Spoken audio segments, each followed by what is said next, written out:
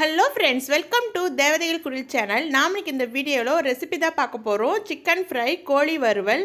Chicken fry எல்லாருக்கும் தானே தெரியும். இல்லை என்னங்க அப்படி ஸ்பெஷலாக இருக்குது, இல்லை டிஃப்ரெண்ட்டாக இருக்குதுன்னு கேட்டிங்கன்னா, ஒரு துளி தண்ணி கூட சேர்க்காமல் இந்த சிக்கன் ஃப்ரை வந்து நம்ம செய்ய போகிறோம். ரொம்ப சூப்பராக இருக்கும். ஃபஸ்ட்டு வந்து கடாயை வச்சு தனியா, மிளகு, சோம்பு, பட்டை வறுத்து எடுத்துக்கலாம்.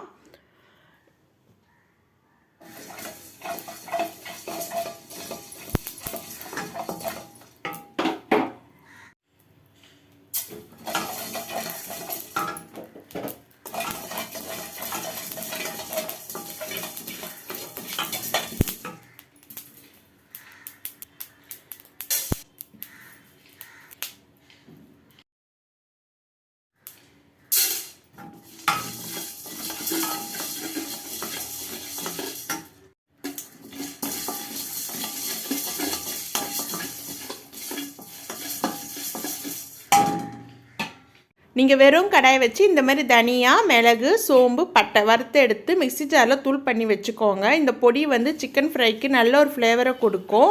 இப்போ கடாயை வச்சுட்டு எண்ணெய் ஊற்றிட்டு பிரியாணி இலையும் லவங்கமும் மட்டும் போட்டிருக்கேன்.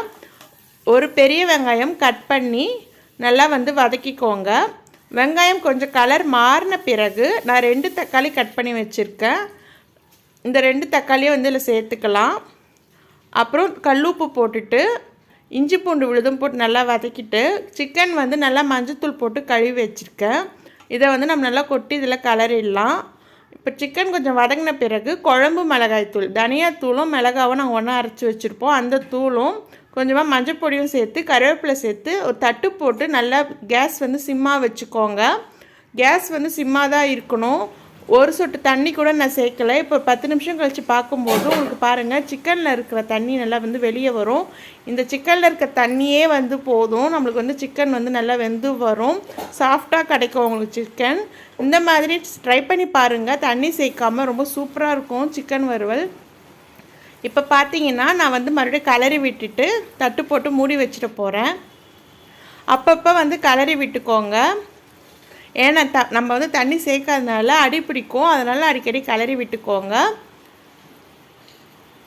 இப்போ பாருங்கள், தண்ணி நல்லாவே இப்போ சிக்கன்லேருந்து வெளியே வந்துட்டுருக்கு. நம்ம வெங்காயம் தக்காளி போடுற அந்த தண்ணியும் வந்து உங்களுக்கு நல்லா அது சிக்கன் வேகத்துக்கு நல்லாயிருக்கும். இப்போ இது நல்லா வந்து வேகணும். இப்போ வந்து சிக்கன் வந்து நல்லா வெந்திருக்கு. நம்ம வறுத்த அந்த தனியா, மிளகு, சோம்பு, பட்டைத்தூள் இதில் வந்து சேர்த்துக்கலாம். சேர்த்துட்டு நல்லா கலரி விட்டுட்டு ஒரு 5 நிமிஷம் அடுப்பில் இருந்தால் போதும்.